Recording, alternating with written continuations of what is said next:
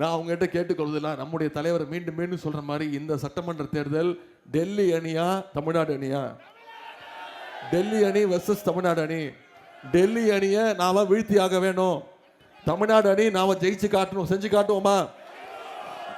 அது மிகப்பெரிய வெற்றியா இருக்கணும். நான் உங்கள்கிட்ட கேட்டுக்கொள்வதெல்லாம், இன்னைக்கு தேதி 16, தேர்தல் நாள் 23, இன்னும் ஒரு வாரம் இருக்கு.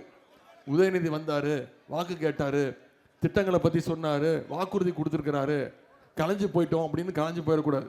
நான் உங்ககிட்ட கேட்டுக்கொள்வதெல்லாம், அடுத்த ஒரு வாரம், அடுத்த 6 நாட்கள் 7 நாட்கள் நீங்க ஒவ்வொருத்தரும் ஒவ்வொரு வீடா போய், ஒவ்வொரு தெருவா போய், ஒவ்வொரு வாக்காளரை சந்திச்சு நம்முடைய திட்டங்களை சொல்லுங்க. என்னென்ன பண்ணியிருக்கிறோம், அந்த 5 வருஷம் என்ன பண்ணோம், அடுத்த ஆட்சிக்கு வந்தா என்னென்ன வாக்குறுதி கொடுத்துருக்குறோம், என்னென்ன பண்ணுவோம். எல்லாத்த விட முக்கியம், மீண்டும் சங்கி கூட்டத்தையும் அடிமை கூட்டத்தையும் தமிழ்நாட்டுக்குள்ள நுழைய விட்டுறக்கூடாது. அப்படி விட்டோம்னா தமிழ்நாட்டை மீண்டும் பின்னோக்கி இழுத்துட்டு போயிடுவாங்கங்கிற பிரச்சாரத்தை அடுத்த ஒரு வாரம் நீங்க ஒவ்வொருத்தரையும் சந்திச்சு செய்வீங்களா? நிச்சயம் பண்ணுவீங்களா?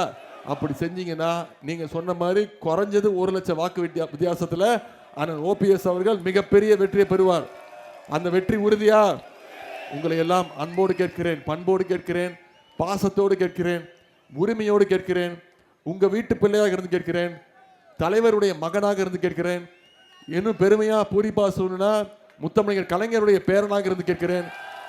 இந்த போடி தொகுதியில அண்ணன் பன்னீர்செல்வம் அவர்களுக்கு உதயசூரியன் சின்னத்தில் வாக்களிச்சு மிகப்பெரிய வெற்றியை தேடித்தாங்க. உங்களுடைய உறுப்பினராக, உங்க சட்டமன்றத்துடைய உறுப்பினராக உங்களுக்கு தேவை என்னென்ன தேவையோ அனைத்தையும் நம்முடைய முதலமைச்சர்கிட்ட சொல்லி இந்த தொகுதிக்கு நிச்சயம் செய்வார் அப்படின்ற வாக்குறுதியை கொடுக்கிற உங்களுடைய அன்புக்கும் வரவேற்புக்கும் நன்றி நன்றி நன்றி.